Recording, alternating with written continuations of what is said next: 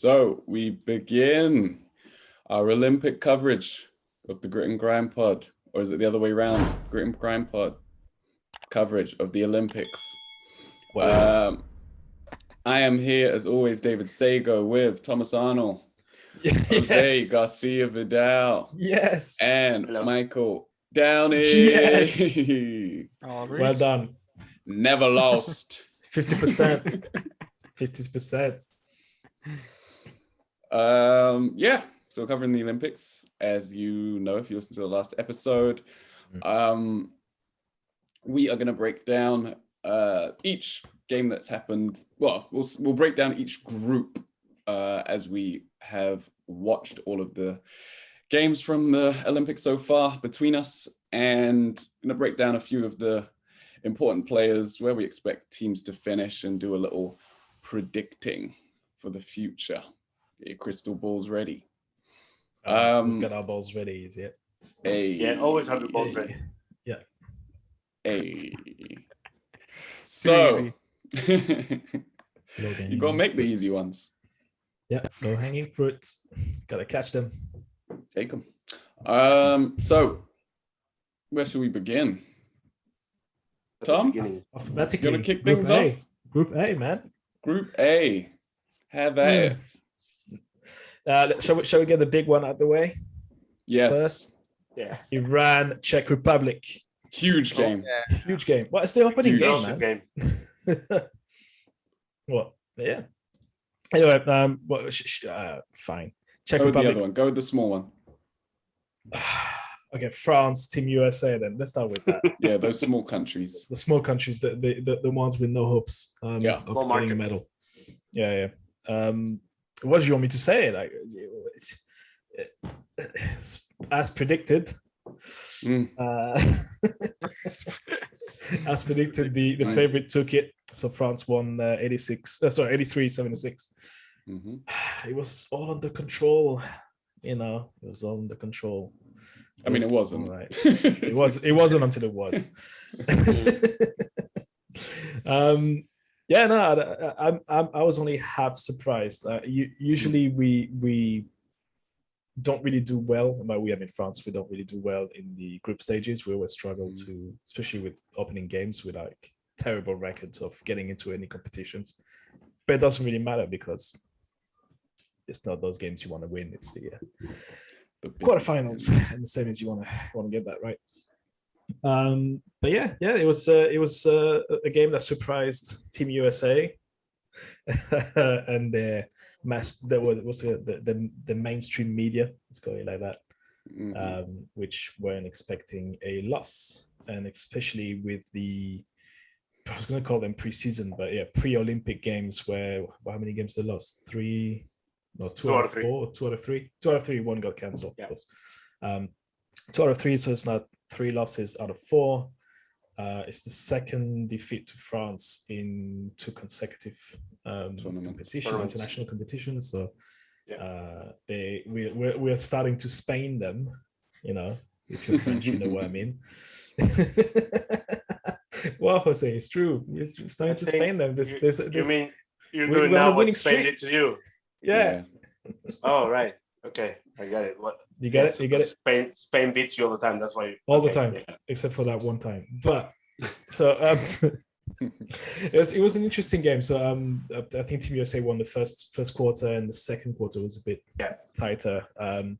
France had a lot of issues. They played bad in the first half, and yet they were down by I think 9 or 8 at the half. So maybe 7, something around those lines, which gave me hope, because I was like, usually you need to play perfection to beat them. So like World Cup 2019, we had to play really well to get them.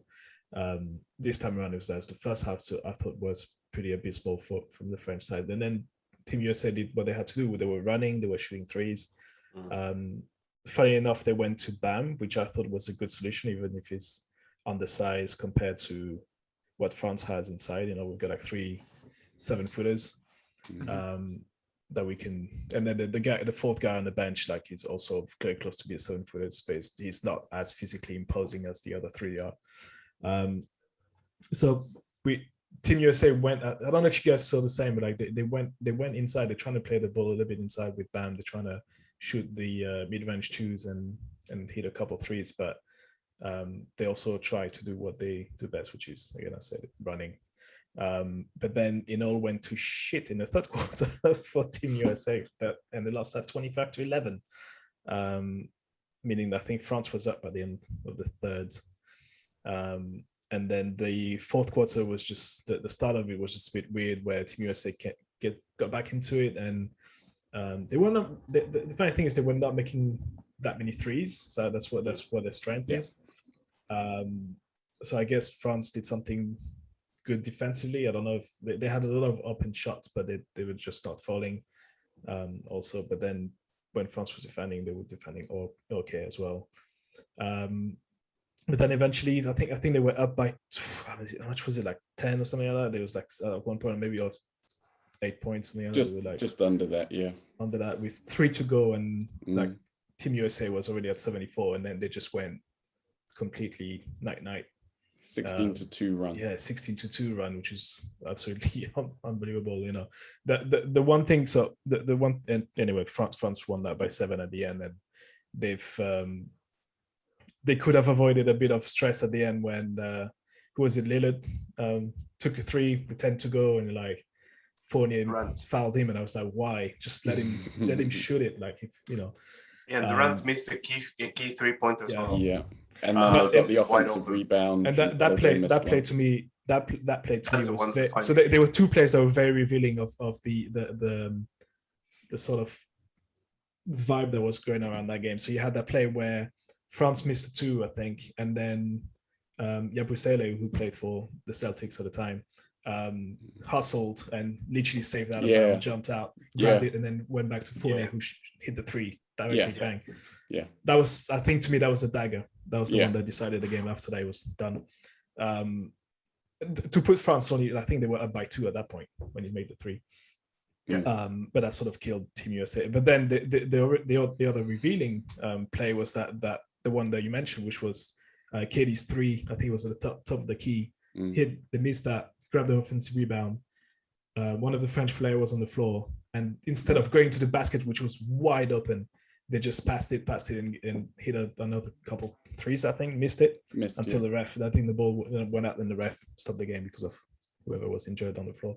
But it's like wide open twos. You could have gone and dunk, maybe grab a foul as well, you know, maybe an N1. But it's just I found it that some of the decisions from Team USA was a bit suspect. Like, there's a lot of plays I was thinking, was like, this is not. If you see it's not falling, like you're not making threes, just go inside. Try and go inside. I know we've got big Eiffel Towers inside, but you have to draw fouls and try to make things happen and change the momentum of the game. I love that. Saying that's awesome. That's really hard to do when it's FIBA rules. You don't have the 3 in the key, and France has got like 3 sort of 6'10" plus dudes. Like, they're set up well for it, and the US don't have that. They didn't have anybody to really like go and like sort of bump around in the post, and trying to drive on those guys is going to be rough, right? Yeah, there was a lot of Twitter, French basketball Twitter, and a lot of people were realizing how the lack of 7-footers, like for like American 7-footers of quality, right? Yeah, because we're like, there's a bunch of guys who are like, my God, why can't they put anyone on the floor? Because like the French coach on purpose grabbed a bunch of 7-footers because he realized that we needed size for the Olympics. That's something that was always an issue for us, and we're lucky enough to have enough quality 7-footers. And we were like thinking, suddenly we're like, actually, there's nobody on Team USA that can match that, and it's really weird. Like, not quality 7-footers. But he's but quality. Yeah, maybe he's kick and defend, but JaVale is not a scorer, right? So there's like, and that's just when people are drawing lists of who are the best big guys in the NBA. It's like they're all international guys. None of them is USA. It's like big centers. It's no longer a thing. I don't know. Yeah, it's a very short list. It's like Anthony Very Davis. few. Yeah. Aiton. Is Aiton? No, Aiton now, yeah. Aiton now. Yeah. But I don't know if he was he on the select team in the past? I don't think he was. I think No, Bagley might have been on the select team. Mason Plumlee. Aiton plays for somebody else. Bahamas. Isn't Aiton? Yeah, Bahamas, right? He's Yeah. Bahamian, What about Mason Plumlee? Always. I believe he's available. Always. He was available. Nobody called him. No, Yeah, but you know this- what? this is the reason why. Jared Allen would actually be a really good shout. Who? Not offensively though. Better than JaVale McGee? I'm taking JaVale, the experienced veteran, three-time champion, Laker legend, Laker legend. Cleveland legend. Yeah, he's one of the pantheon of Lakers centers. You know, Sure. Shaq, Wilt, Kareem, JaVale. JaVale. Yeah, I don't know. So- There's really I mean, and then I went deep into NBA.com's list of player, and I was like, who could be like if you don't think about who the player is going to get blocked by his franchise to come to the Olympic, and let's assume they're all willing to play, right? But it's like there's not. Yeah, AD is like the only one that you can think is a star with enough experience. Yeah. Yeah. Yeah. We all forgot about it. Yeah, we all forgot about it. Boogie. Boogie.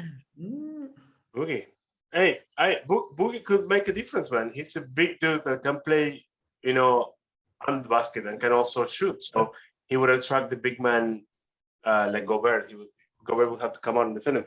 I think that on this, exactly what you said, Tom, like height still is a massive factor in FIBA basketball. Yeah. Right. But you could clearly see a difference. Like in my opinion, two things that made a difference is obviously the style of play, which comes from a team that knows, every player knows each other. They have a clear system in place. They move the ball really well, and they have two clear leaders, in my opinion, which are Gobert and Fournier. Yeah. With really good like secondary or third part like players like De Colo, who played an amazing game, Poirier, who played as well, so I think that and which in fact he's not playing in the NBA anymore. He went back to Real Madrid. Yep. So he's more into field basketball again, right? And then you have the US, which has the best players by far that any team has. But so Fournier said that they can be beaten because they're individually not as a team, they're not as a team they don't play as well. And you see these players trying to adapt to Popovich's kind of like San Antonio system, which I don't think is the main difference, but you do see them holding back shots, not taking protagonism, and you see a lack of leadership from any of them. They need one guy that kind of like sets the record straight, right? That's what Magic Johnson said today, isn't it? Mm-hmm. They said they need a LeBron James in the court. There's no that's we know when we're talking on WhatsApp about why do I see a lot of issues that the Team USA system is based on like, let's take as many stars as you can, and it's like you could do that a few years back, but nowadays everybody else on the big teams that is playing in the NBA. So technically, the rest of the players they're no longer the guys that is looking at Team USA. Oh, let's take a photo. If you could lose by 60, it's fine. So you see that people know each other. The one thing that I've really noticed now for the last couple of years, every time we play Team USA, is like, I remember 10 years ago, 15 years ago, when the French player went on the court playing Team USA, you could see literally stars in their eyes, like, oh my God, I'm sharing the court. Now you've got Fournier who's looking at them like, I play them every week. This like, guy I don't care. But Gobert is like defensive player of the year, Rudy Gobert. Like, you have the best defensive player in the world playing for your team now, so you don't give a shit about these guys, right? Yeah. That's a funny thing. There's a slight shift in the approach of the game. So that's something I really like. Of course, in terms of players, they are better than anyone else. You know, if you take name by name and player by player, they, of course they should win this, and I think they will win this. But it's going to be super tight. But on the court, though, KD should be their offensive option number one. But then he got into foul trouble. Lillard should be number two.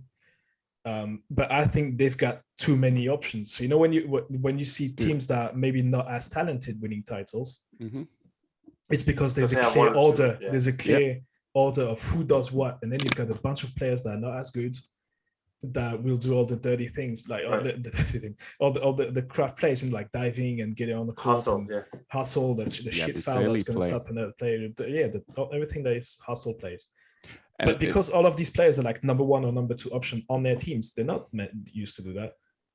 So, and it's ironic that actually it ended up being Drew Holiday who was their best player, because he will do all of those intangible things, right? He will 100%. Be the one because will. On Team USA, like not every single player that's from around the world can play in the NBA, and not every single NBA player can play in Europe or in the rest of the world. I've seen a lot of NBA players coming across to the EuroLeague, and they just can't. They can't do it. They just can't do it. They score 10. All of those guys could though. Like technically, and in terms of shooting the ball, making baskets, of course they can. But it's a different game, and there's a lot of discussions that has to happen around the NBA and what they're doing now with their own game. The rest of the world is playing with the same rules. They're the only league in the world that is like, we're doing what we want, right? Which is fine. But they have to change it. There's a lot. Well, they have to make do a bunch of tweaks on the rules and how the refs are calling plays. You know, how many times have you seen them going in the paint and screaming N1, and the refs are like, N1 what? It's barely touch you. Like it's not the same system where you get called because of the name of on the back of your jersey. But that said, you know, it's a very different game, and now you've seen it that you can't just assemble like against strong to very strong teams. It's going to be a hell of a lot harder now for Team USA. I don't think the issue is necessarily the way the team's assembled. I think this team is a good enough team to beat France, and they could have won this exact game if, for example, KD doesn't get into foul trouble. I think that is something that could have easily tipped the game in Team USA's favor. That's not to say that they are a flawless team or anything like that. They're far from it. And I don't think, even with their current construction, they could still win the tournament. It's just that the margin for error is a lot smaller than it was in the past. And the way that this team is constructed as well, funnily enough, I think they kind of need those three players that were playing in the finals. And Middleton, I don't think played a single second of this game. No, he played a little bit, like a minute or two. Okay. Drew Holiday quite a lot as well. Booker, and Holiday. Yeah, but what I think they actually need from Booker is playmaking. What I think they need from Middleton is two-way play. I think they need, like, if Middleton replaces those Zach LaVine minutes, then I think they are a better team for it, just because he can defend at a high level, and he can also give you the same level of shooting, scoring, and even better playmaking than Zach LaVine can. There's a dearth of playmakers on this team, and it's the same thing that they did at the last Olympics, where, I don't know if you guys remember, offensively they were awful. Like, they were so bad offensively. But last time they had a bunch of two-way players. Jimmy Butler, Paul George, Draymond Green, like, even LeBron. Was Klay Thompson on that team? No, LeBron didn't go. LeBron didn't go to Rio? No. He has 2 gold medals, 8 and 12. Okay, then it was Durant did go to Rio. Yeah. And Kyle Lowry was on the team. Like, it was a bunch of two-way players. They didn't move the ball, but they were able to defend better than any team in the world comfortably. And then they had just enough scoring from, I mean, it's freaking Kevin Durant, isn't it? To put them over the top. Whereas this team with Lillard and LaVine in the starting lineup, that team is not going to defend at a high enough level for your offense not to be fluid and not to matter. I mean, they shot 36%. So there you go. If they shoot 10% higher than that, they should be 10% okay, is a lot. 10% is a lot, exactly. But just think that physically, I don't know how many teams can take the impact that Team USA has, and I think France is one of the only ones that can. Definitely. Maybe Australia can, Nigeria can, but like Team USA, that would be Spain. That would be their issue if and when they'll play. Spain if are they play old. Team USA. Spain is super them. old. They're old. Yeah, but they were 4 years younger. No, I mean in the prelims, in the exhibition game, they managed to beat them. Yeah, no, So I mean team they Team beat. USA. Yeah, that's the only team and that's what I'm saying is that in terms of one of the ways you can win against this Team USA is to have a very high impactful defense and be 40-minute just. Yeah. You need to stop them going on runs, right? Like that's always been the issue. It still is a way that the US can win because of their athleticism. And if they go on a run where they, hit you not just with points, but psychologically, they can, from 6 points ahead, they can get to 20 easily in 2 minutes, right? But they that's have to what defend. they do. They have to defend to do that. You have to defend to go on runs. 100%. So if you, as a team can overcome that defense and score 2 pointers, it doesn't matter, 2 pointers score, the US, you can see their faces when any team scores against them. They're like, shit, okay, here we go again. Like it's annoying for them. It's like demoralizing. And final insult. France played an amazing game as well. Final insult, we won without Frankie Smokes injured. We We didn't won need that because smoke of to win Frankie it. Smokes not playing. Well, last time we played that's in 2019 when we beat them. Frank had an amazing game. He hit like 2 or 3 threes. That was the only game he played well. Yeah, that's the only game I've seen. And that's not even a joke. That's the only game I've seen him like convincingly play basketball. For France, yeah. No, ever. Ever. I'm not kidding. I've known him since he's 17, I think is when he started in France, or 16. I've never seen a single game of him that was like, there's something in there that could get him to the NBA. This guy appeared out of nowhere and it was like all hyped. Like everything was hyped up around him in France. Like the news went like, oh my God. We're like, why? There's far better players in France that are not in the NBA. And this guy somehow is like, that's why I don't understand him. Anyway, that's topic for another day. All right.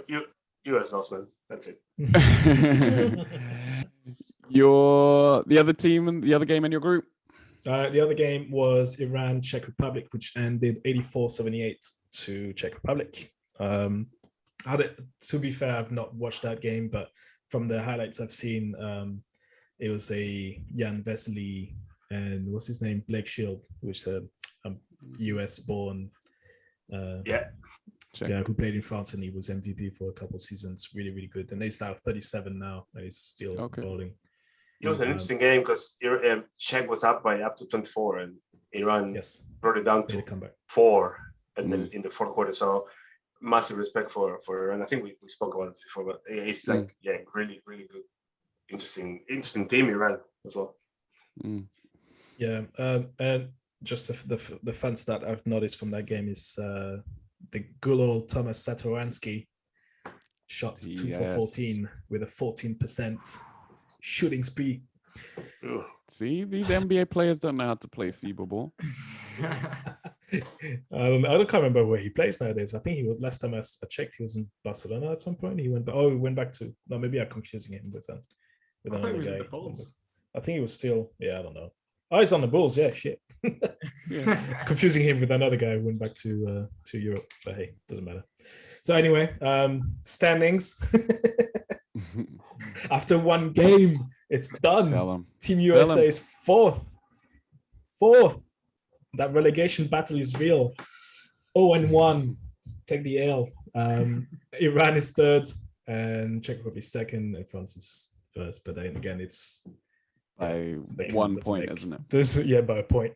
So it doesn't make any sense right now. But I just thought I'd highlight that because it's not every day that we can, can Team USA do it on a cold night?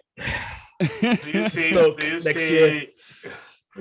Take your French goggles off. take your French goggles off. Is France a candidate A contender. to win a medal? I'll be happy with the semi-finals.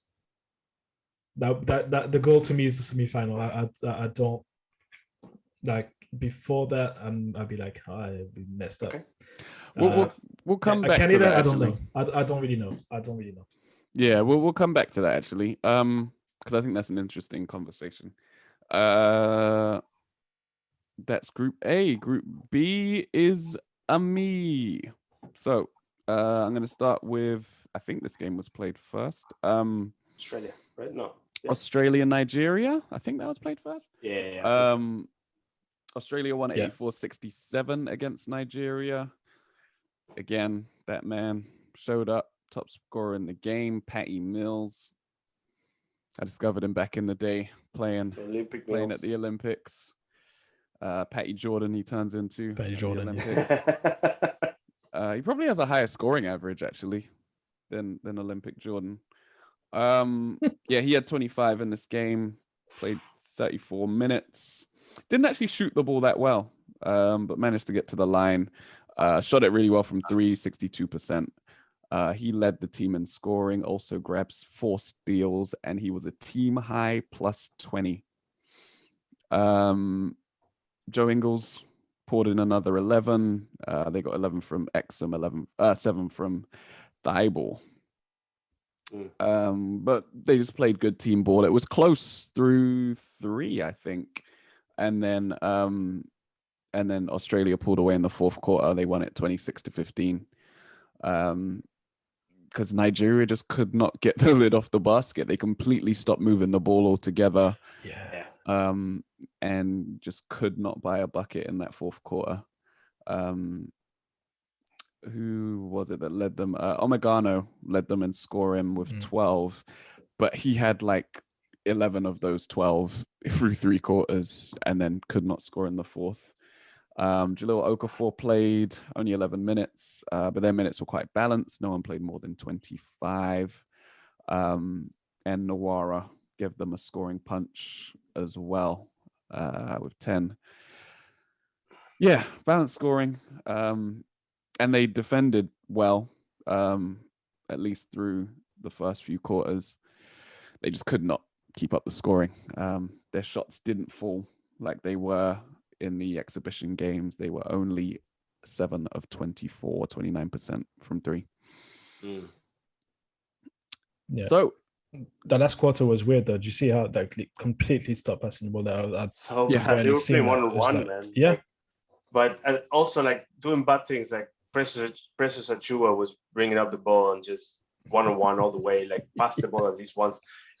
They were just and Australia did the opposite. They were moving the ball really well, and they have a clear leader, which is what we're just discussing about the Team US.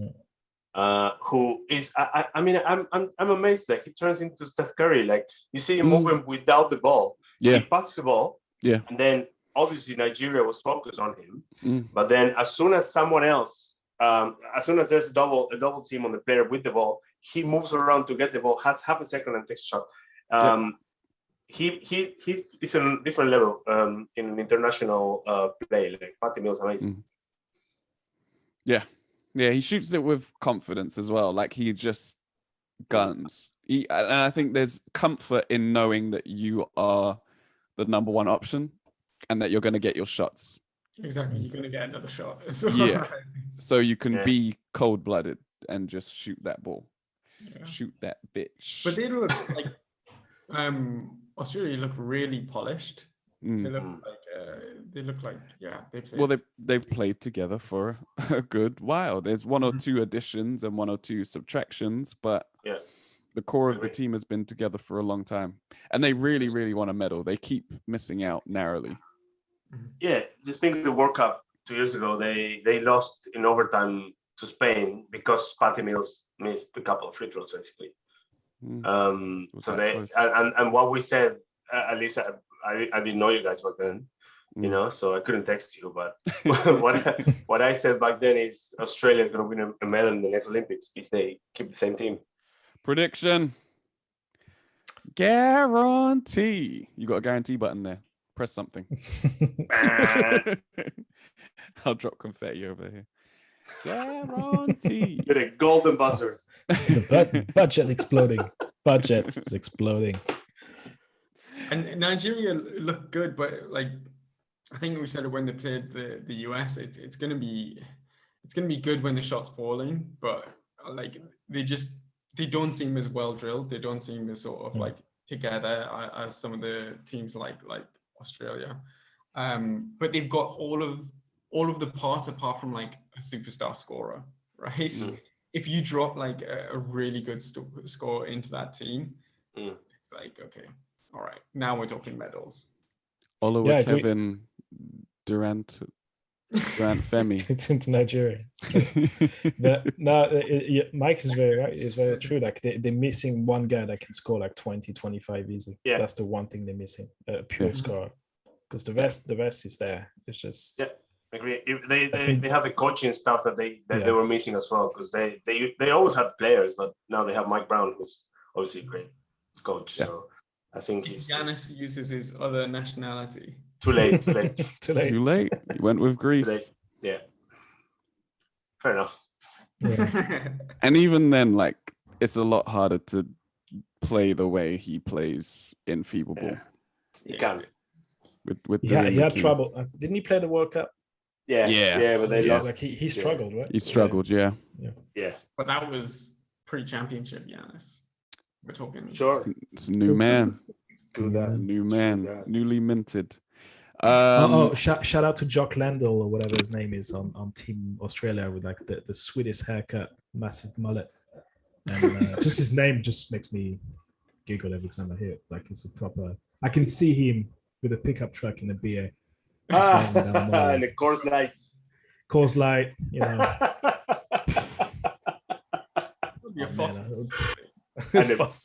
And ribs, right? Like chicken wings. And a barbecue at the back. Kangaroo ribs. He was born to be a jock. So I move across to who's the other team in my group? Germany, Italy. This is another good game. Really competitive till the end. Germany actually led for much of it. Where's my guy? Which one? Low? Obst. That's the one. Oh. Andreas Ost with the mustache. Oh. Andreas Mario Bros. Hey, I don't know how you got away with that shit in Germany.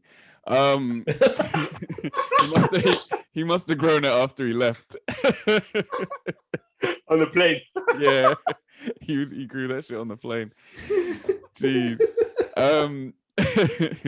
He's in Japan, right? They were allies, so it's like kind of okay. Wow. He was bombing from three. Bombing from three? In the no. Was he bombing as well? No. All right. This is taking a turn for the worst. Oh, no. Oh, no. Okay. But yeah. That's the episode title right there. Yeah, probably for three. Oh, the episode is banned in Germany already. Oh man. Oh my gosh. Yeah, he started the game on fire. And yeah, just came in hitting his threes that kept Germany on top. I'm trying to look out for who else was really scoring for them early, but I don't see it. Yeah, he was hitting his shots. Isaac Bonga was hitting his shots. And then my man, Low. Yeah. It's my new discovery for this Olympics. He actually ended up a -2 because he was in the game late when Italy made their comeback. But Low came in, was just controlling the game from the point. Scoring buckets, making excellent decisions. He ended up 75% from the field, 100% from three. Wow. 6 of 9 from 3, with 4 assists as well. It was just a point guard masterclass, really. And when he was off the floor, things got bad. That's when Italy made their run. And then by the time they brought him back in, like, they couldn't stop the bleeding. Gallinari started to hit his shots, and Fontecchio hit some huge shots down the stretch. He was actually only that's from 2. He was 5 of 5 from 3. And I think 2, maybe 3 of those were in the fourth quarter down the stretch run. When they came back and took over, he led them with 20 points. Gallo had 18 and Tonnet had 18 as well. He had some good hustle plays as well in there, that Tonnet. Yeah, so Italy ended up coming back and winning by 10. I think they were down a little bit before they did that. It was 10-24 in Italy's favor in the fourth quarter. But shouts to Lucas Wank. Come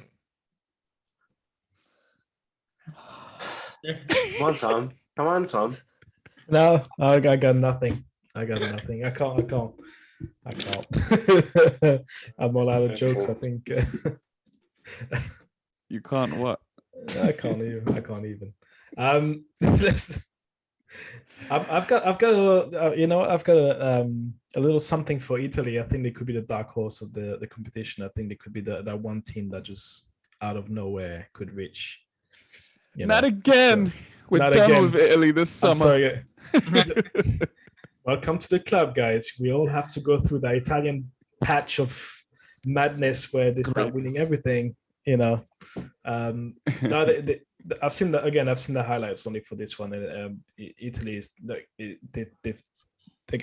very solid. They know how to move the ball. They play together. Again, it's the same team that play together for a while, and they've got a lot of vets as well. So, but on the German side, the guy you discovered, Low, I've known this guy for the last 3 years in the EuroLeague, and he's just every time playing my team, it's just a massive pain. Like he always scores 20, 25 easy. He's just one of those guys that navigates between Berlin and Munich back and forth. But I don't even know how old he is now these days. I think he's still he's not young anymore. He's 28. But yeah, he could have made the jump. Maybe he could still make the jump to the NBA and have a role. I think he was on the Sixers roster for the Summer League a couple of seasons back. Okay. We had a bunch of. 2016. That's it. Yeah. Sorry? He's got good size as well. He's 6'4". Yeah. I don't know. I mean, both of those teams, I didn't really get a good feel for them. I think Italy looked decent, but I think if they're playing better opposition, it might be a bit of a different story. So I reserve on that. I agree. I think we have to see what when they face a stronger opponent. Germany is a good test for them, but I think that Italy it is quite solid. They have a very defined style of play. Most of the players are playing in Italy, or in European teams. So they have a very defined style of play, as I said, and they very, very, very solid as well, very organized. You can see the way they play. So they could be a surprise. You never know. The only thing is what I kept saying before we started is that Germany, you never know who you're going to get. And from experience playing them, every time is we either win by 20 or lose by 20. So it's very hard to get you can't really judge yourself against them because they're like the craziest international basketball team I've seen. Like they're highly irregular as a team in terms of performances and results. So they can go all the way to the final. Like they can lose all 3 games now. We just don't know. So it's hard. It's in that sense, it's harder to team the Italians' performance according to that because you can't really judge what the level on the other team is. So all right, that's my group. That leaves us with Group C. Yeah, Group C. So quite interesting group. Obviously, Argentina, Spain, Japan, and Slovenia. We have Slovenia playing on the first Olympics. I want to get Spain and Japan out of the way so I can focus on the big, important game, which is actually the one that we can talk about the most, really. So Spain against Japan, it was never really a close game. I think Spain went up to 20 plus at some point. Massive difference in quality.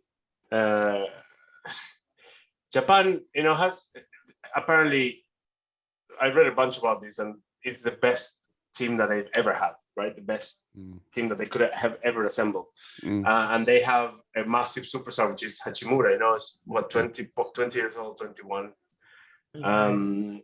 23, and second year NBA player, and he's like something else. Like he posterized Gasol on that play. Yes. There you could see that a 23-year-old played against a 41-year-old, right? That's what happens. But what's interesting about Spain is that the way that it has changed the way it plays. So Spain used to be all about Gasol, the Gasol brothers, and it was for a long time. So Pau Gasol, obviously, 5th Olympics. That's unbelievable. Right? Still playing at a great level, but obviously physically he's not there. Marc Gasol is also not the same as he used to be physically. So it used to be a team that played to put the ball in the low post and then play high-low with the other Gasol brother. Yeah. Or, when they had Ibaka, they used Ibaka like that. And it used to be around them, when they got the ball, they would get the ball out to the shooters, like Rudy Fernandez, who's also playing on his 5th Olympic. Sergio Llull is playing right now as well. They had Navarro in the past, but now the game is centered around Ricky Rubio. Yeah, and Ricky Rubio, 20 points, 9 assists. I think he's a general on the court. So that's what made the difference, really, because he knew when to pass the ball to Gasol, when to pass the ball to Rudy Fernandez. Sergio Llull played really well too, but it's all about Ricky. So yeah, ended up 88-77. An interesting fact is that Japan's coach is Argentinian, and you can see some bits of that he's trying to organize them, but even on the timeouts he needs a translator, so that's like half the timeout, right? Yeah. So yeah, I mean, there was just a massive difference in quality. Yeah. Ricky Rubio finished with 27. Oh, sorry, not 27. 20 points, 9 assists, and he was plus 27 for the game. They only won by 11. So, yeah. I mean, it was over within the first, I think 2 minutes, because I think Japan didn't score until like there was 6 minutes left in the first quarter. Like it was 9-0 at some point, and then they started going back into it. And I think the first quarter was like 14-18.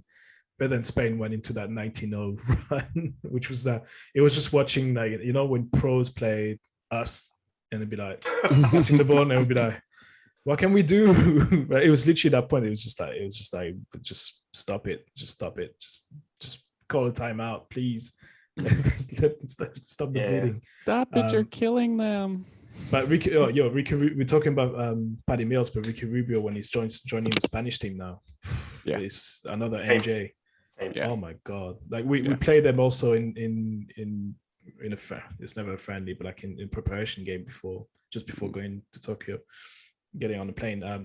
He did the same. Like we were leading, and then suddenly Ricky Rubio in the fourth just went, "Look at me, I'm KD," and it's actually mid ranges and threes, and we're like, "What the hell? What's going on?" Couldn't stop it, and then they won it. But he was the same there. There's a difference for Spain when he's on and off the court. Like there's 2 different teams. 2 different teams. 100%. My only issue with Spain is that Japan has no bench. Like they have a great starting 5, really good. Yeah. Well, really good. They have a good starting 5. They have a good starting 5.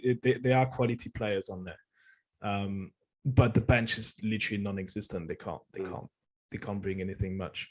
But then Spain, the issue is going to be the accumulation of games and with the age and like it's actually the oldest average age, even older than Argentina. I thought that we were older, but they're older. So yeah. Well, yeah, but that Pau Gasol looks like a giant stick on defense. It's just like gigantic. Like literally me. Like imagine like me on defense. I'm like Pau Gasol. He like, doesn't have to move though. Oh, he doesn't have to move. He's taller. Yeah, but not by much. But you know, what I mean, it's like it's definitely not much in it. He only played 13 minutes. Yeah, 4 or 9 5 points still. You know. Yeah.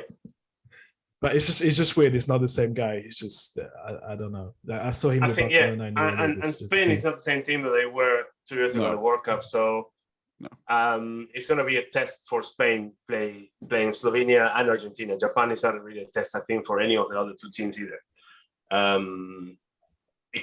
To be fair, like after seeing Argentina play against Slovenia, I'm like, we're going to qualify. Wait. Shout out before you move to 2 players. Rudy Fernandez for his 0. Thank you. I love when you play like that. And then the best named player in the entire Olympics, Baba, on the Japanese team. Yo, you play Baba. Every time the guy was calling his name, I was like, "What the hell is going on?" And the Watanabe brothers. One of them played, the other one didn't. Utah and the other one, Hugh, is named Hugh. Yeah. They both play. One of them plays in the NBA, and the other one plays in the university in the US. Yeah, one's he's at university. Is one on the Raptors? Yeah. Famous for being posterized by Edwards. No. Or was it Bridges? I was Bridges, I think. It was Bridges, I think. Yeah, Bridges. Nasty. The thing is that even by losing by 11 points, Japan is still ahead of Argentina, right? because we lost by 18. Transition. Yeah, there you go. The bridge into the next game, right? So Argentina, Slovenia, 118-100. This game was Luka Doncic's game from start to finish. There was a quote from the Argentinian national team coach, Sergio Hernandez. He said, I said it 2 years ago and I said it now. Luka Doncic is the best player in the world, and I have no doubts nowadays. And he played whatever he wanted to do. Started off with like 3 3-pointers in the first quarter. It was over there. I was like, okay, that's obviously the thing is he played an NBA style of game at the FIBA match. Yeah. And the good thing is that the players around him, they don't give a shit. They just give the ball to Luka. I think that I don't know Slovenia, right? But I could see that the coach on every time out would just give them the ball. Just give him the ball. Pass it to Will. Yeah, get out of the way. Will, exactly. Argentina didn't have any answers for his offense. And you could see, if you watch the game, you see we like 5 or 6 different players defending him. We have first Campazzo on him, which is obviously a massive height difference. So Luka literally shot over him. Then we tried with Vildosa, which is kind of the same height, but couldn't defend him as well because of the switches. We tried with Bolmaro, who actually did a pretty good job, in my opinion. Kind of slowed him down. But you could see the difference in experience there. Then we tried with Deck, the Oklahoma City player. And he's a bit slower, so couldn't do it. Scola was even defending it after the switches, and you could also, again, like what I was just saying, Hachimura against Gasol, Luka, 22-year-old against Scola, who is 41 years old, right? Which, by the way, I mean, Scola still scored 23 points and became the 4th highest scorer in the Olympics. So shout out to him, behind Pau Gasol, who is on 3rd. So I'm going to quote Sergio Hernandez, coach again. Argentina, we didn't think we were the best in the world after we beat the US. And we don't think we are the worst in the world after Slovenia beat us. There's still time to work. I think that the match against Spain is going to be extremely interesting. I'm confident we can beat Japan. But I think probably Spain and Slovenia are both are going to go through, and then Argentina is going to go, probably best 3rd, if not 2nd, but best 3rd probably. Okay. Yeah. Well, I mean, it helps that you scored so much. I mean, 118-100 a 40-minute game is massive. It's Yeah. insane. It's Yeah, I insane. mean, and the difference, obviously, and I didn't mention it, and I'm going to go back a little bit, but 3-pointers. Yeah. Argentina scored 5 of 31. Yeah. And Slovenia scored 16 of 43. If you see the total field goals, we shot 83 shots, and Slovenia shot 84. But they just scored more 3-pointers, right? Yep. Like 9 3-pointers more than we did, and that's the difference, right? That's it. Quite a big difference. They've got three very good three-point shooters like Prepelic as well. Prepelic is just a freaking sniper. We had him in the French league there for 2 or 3 seasons. It's like a walking. Even the big guys like Toby can score 3-pointers, and he didn't score them, but what's his name? It's not Toby. Blasic scored, Dragic scored, Kankar scored a 3-pointer. But Prepelic was 4 out of 6. Like that's great for any league. Obviously, like, Luka 6 of 14 coming off the bench. Yeah, man, it was just crazy. Hey, I've got a story. Tell it. So when you said, "Oh, Luka's got 48," I went say no more. So I went to YouTube and I found myself some highlights. Opened a bottle of red wine, put some Boys to Men, I'll Make Love to You, and just watched without any sounds from YouTube. And I just put that Boys to Men song, and I was like, smooth, baby. Yeah, guys. Smooth. Sorry. Yeah, that's just a story. It was sexy time. You see, sexy time. Oh, okay. Going back to the German players. Lucas, you mean Lucas? Yeah, Lucas. Ah, God, that was sexy times. Thank you. What a player, huh? What a player. Yeah. And it's funny. Gotta go for 50. It's kind of the opposite of the US, right? Like everybody knew what their role was. The big guys are there to sort of bang and get rebounds and defend.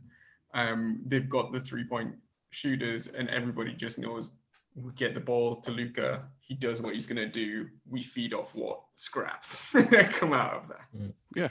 And he's good enough that he's going to make the right decision 9 out of 10 times, So. Yeah. And I think sometimes it's about having specialists. Like I know in the NBA, there's a lot of stock put into players that can do lots of different things.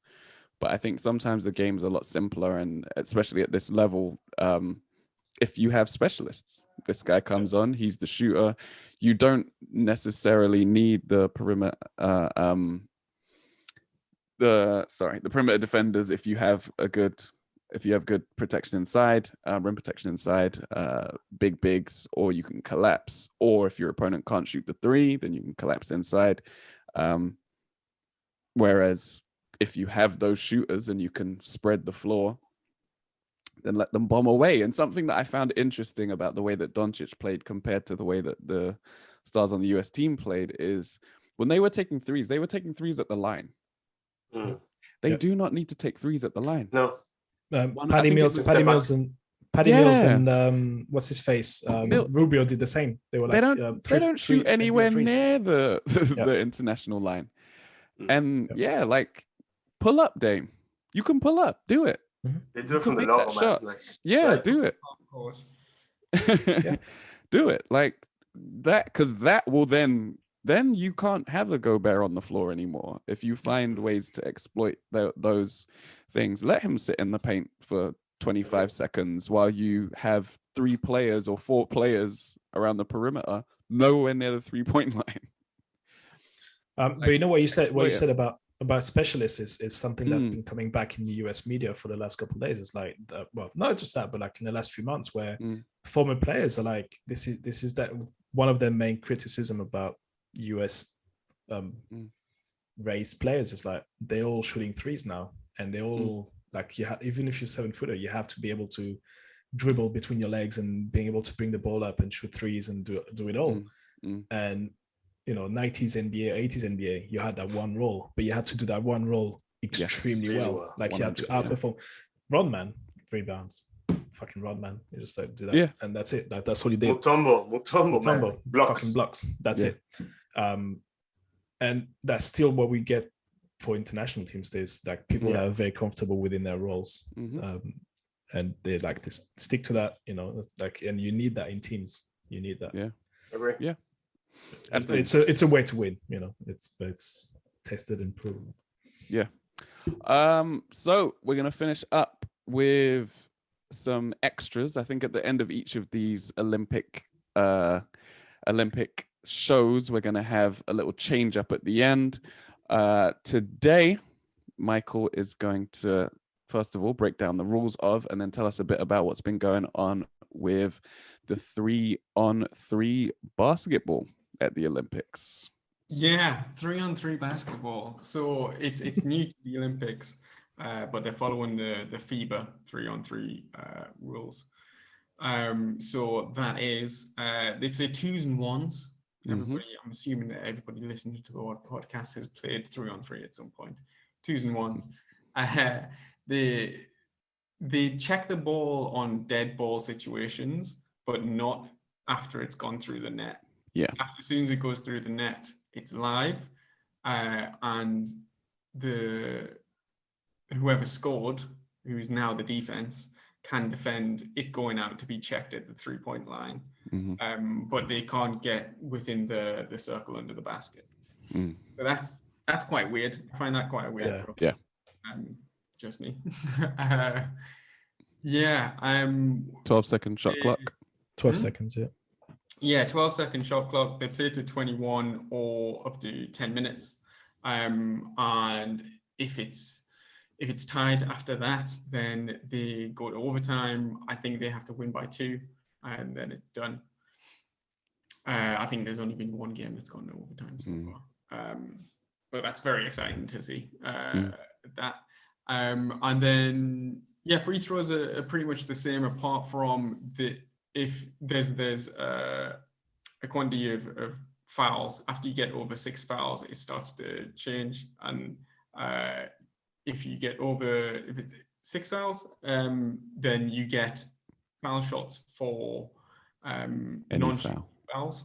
And if it goes over 10 fouls, I think it is, you get 2 shots and possession. And of course, 2 shots is a 3 for this. So I think those are all the different sort of rule changes. Yeah. Any I miss? But no, I think that's all. Shot clock. Yeah. No inbounds, no check unless. Yeah, it's only really at the start. Smaller. The ball is smaller. Weight's the same, but the ball is. I found that out today. Yeah. I think it's not quite the number 6. It's kind of like a 6.5, you know, but it does weigh the same. Yeah. Okay. It's a different grip, you know. Also, like it's like quite textured, isn't it? So it's outdoor like plain. Yeah, outdoor ball, but also it's not like a smooth surface, like plain. It has like different, rivet. Rivets. It's awesome to play with. Like 2-3 ball to play outdoor is amazing. Okay. So it kind of seems like the futsal. If anybody's played, the futsal equivalent of football. Yeah, for sure. Designed to be technical and tricky. Yeah, and quick and yeah. It's been interesting to watch. I've caught quite a few games. Only women's though. I haven't watched any of the men's. And it's interesting, like I've watched quite a few Team Japan games. And I watched Italy get beat by was it by Japan? It seems like it's easier to play small ball just because of how long it takes to get the ball to big men.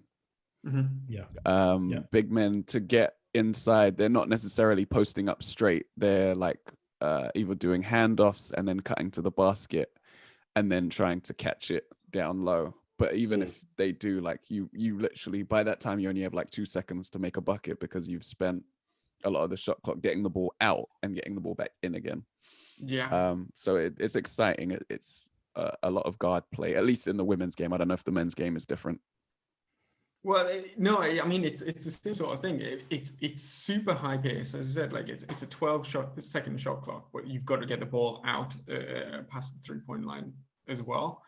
And it's just really non-stop. It looks exhausting because it's super hot out there, and they're playing outside. And they're playing every day as well. Like there's no break. They've been playing several games in the day as well. Yeah. So that's it. So tonight will be the semi-finals and the finals.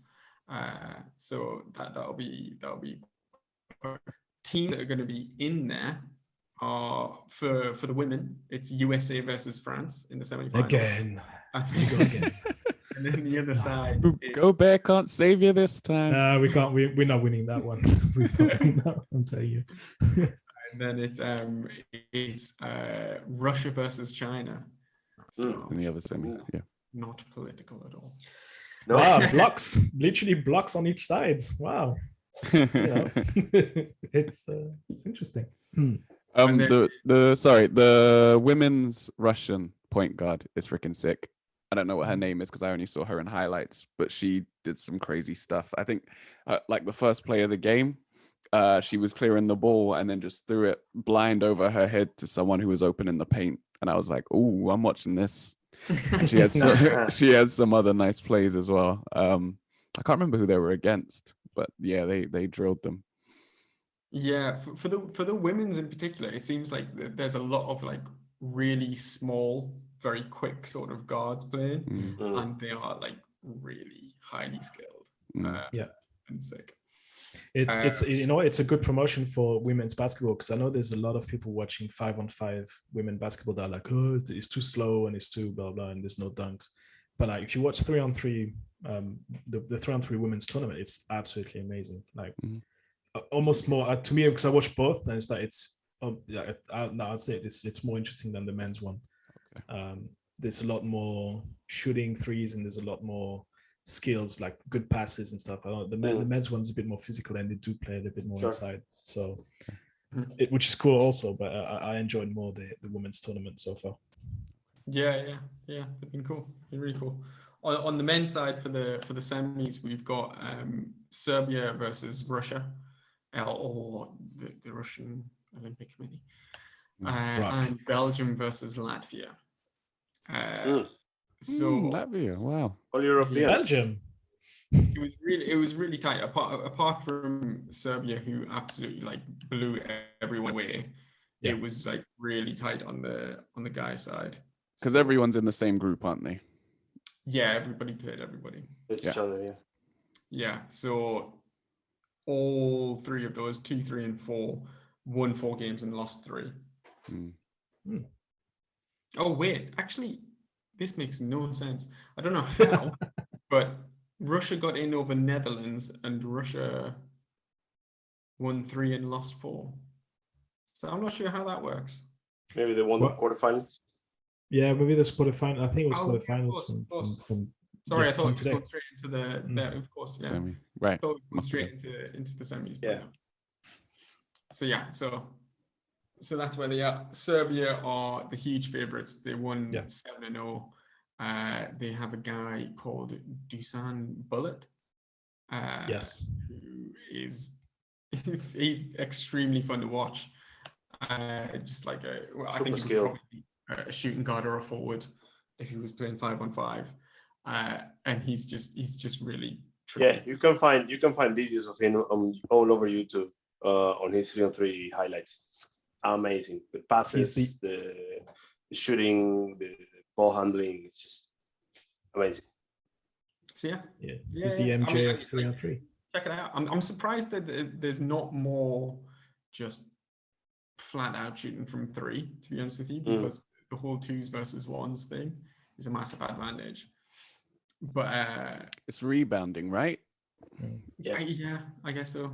And if you've got an advantage down low and you can just get an easy point, then it would be over as well. Yeah, from what I've seen from the women's game, a lot of the scoring is it's off movement. It's off movement. You have to like cut to the basket.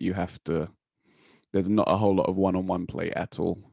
It's like dribble handoffs and pass to the cutter and stuff like that, coming off a screen on the weak side and then diving to the basket. Like I have not seen much one-on-one play at all. Everyone's just moving 24/7. Yeah. As I said, exhausting. But it's really fun. If there's the opportunity to check it out, you should check it out. 100%. Yeah. All right. Who's going to win? The Olympics. Everything. Everything. Men's Olympic basketball. Are we going back 5-on-5? Are we going back 5-on-5? 5-on-5. Who you got, Tom? Who you got, Tom? Who you got, Tom?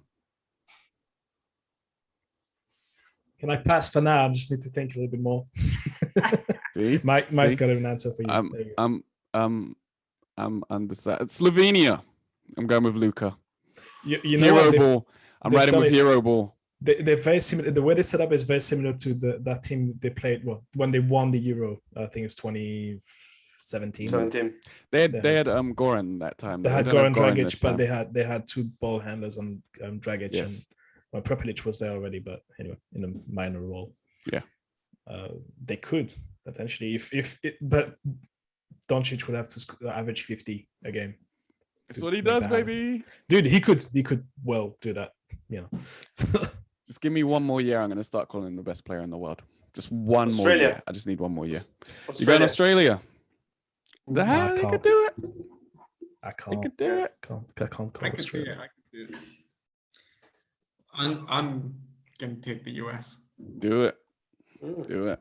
Yeah, I think that I think that going against France in the first game is probably going to be good for them. It's going to be. I know that they didn't need it after losing their exhibition games as they did, but I think that's going to be a real reality check, and I hope that it's going to be a reality check for Pop as well. I don't think he's doing a bad job. I don't think it's his fault, but I think that they need to have a very specific system, and they need to have clear sort of leadership, whether it comes from him or he sort of dictating, like passing that on to somebody on the team, like a Draymond Green, I would say. But they should be winning this. Draymond's one of those players. I'm not sure if he's as good in Olympic play. I'm not convinced by him in Olympic play. No, but he's got Dame. He's got the ear of people, right? Like yeah. No, you're totally right in terms of leadership. Sorry. Yeah, you're totally right in terms of leadership. He could absolutely be the leader on this team. He was at the last Olympics. And I think I can't remember if that was his first or second tournament for Team USA. You're right. I just wanted to make that side note. Yeah, that's fine. Tom. You're going to say France? No. The thing is, what you said about Team USA was a good thing, losing the first game. It could be France's downfall, because usually we mess up the first game, then we struggle through the groups, and then we kind of turn it on. Depends. We managed to do something in those qualification rounds. I think it could be the other way around this time, where it's like we're gonna do well in the groups, and then suddenly quarterfinals against. I'm calling it now. It's going to be Spain again, and we're going to lose by freaking 15. And Pagasol's going to have to get 25-point games, obviously, because that's how it is. Because why not? Oh wait, pal. Oh fuck. Anyway, nightmares. I can't wait for them to retire. So my I don't know. My heart wants Slovenia just because I want to see Doncic going for 50 a game. But my brain says Team USA because and even though I see a lot of flaws on many levels, not just the coaching, the players, but there's a whole system there that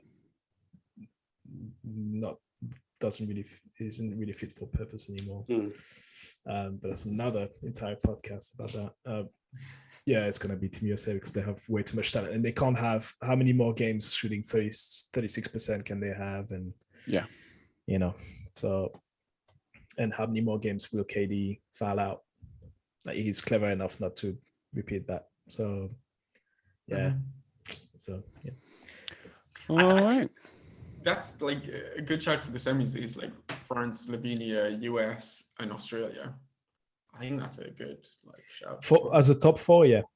As in like without calling Spain. Spain. We're just I thought we were just talking about the winner. If we're gonna do everything, like Argentina's gonna be we're gonna get a medal. We're not gonna get gold one, but yeah. I think Spain's too old. Yeah. Too old. They could it's physically. It's a very short tournament, and it's a very short every other day. Like it's one after the other. Like next week, is it next week that we out of the? Yeah. The quarterfinal, semi-final, final, every day. Yeah. Imagine Spain goes through. For some reason, they're facing, I don't know, Australia, France, Team USA. Physically, they get crushed because these are the three teams that can run and like they're still very young compared to them. Well, anyone is, to be honest. But Nigeria, if Nigeria has a good shooting night, I'm not saying because Spain is still up there. They're the best, the probably the most clever team in the entire Olympics, because they've been playing together for the last at least 25 years now. But and you know, they have that knowledge of basketball. But and Argentina is the same. They have that in terms of basketball IQ, they are the two teams that are physically but like IQ, they're just over everybody else. I agree. In the women's 5-on-5, I know we haven't had time to talk about it. I've seen a little bit of it, a little bit of the Spanish women's team and a bit of Team USA today against Nigeria. Yeah. The women are going to win. The US women are going to win this tournament. Team Nigeria women, very good team. Kept it close for a long time. The reason the women always dominate more than the men, even with them winning the last two, is the stars always turn up for the women. Yeah. All of them. Yeah, all of them. They all turn up. Sue Bird, Taurasi, Griner, Asia Wilson. They're all out there. And also the difference between the WNBA and the rest of the leagues in the world is still massive. Like the style of play is different. The best players in the world play in the WNBA, period. You know, there's they? Like, yeah, man. In Europe, they play all other leagues. Yeah, man, but the WNBA is a step ahead. You know, they play all the time from a younger age. I think that it's just I see a difference. You know, like the style of play in WNBA is just massive. You see in Australia. Australia has an important league as well. You know, obviously Liz Campbell is not playing this year. She decided not to play, but they still have a strong team. And they lost against Belgium today.